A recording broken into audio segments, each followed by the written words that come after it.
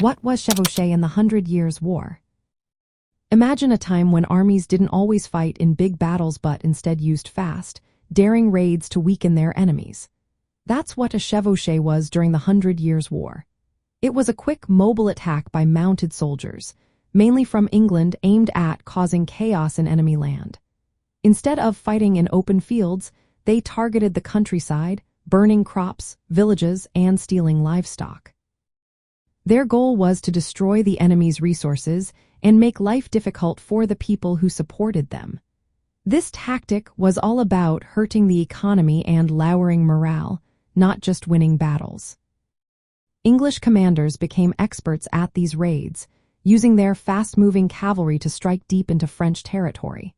They would ride 4 days, sometimes hundreds of miles, striking quickly and then retreating before the French could respond. One famous example was in 1355, when King Edward III led a chevauchée into Picardy. He hoped to provoke the French king into a big fight, but the French avoided direct combat.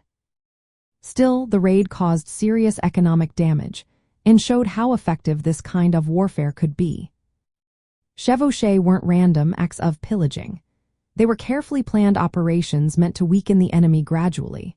The raids also aimed to make the countryside unlivable for the local people, pushing them into fortified towns for safety. This created a kind of psychological pressure on the French.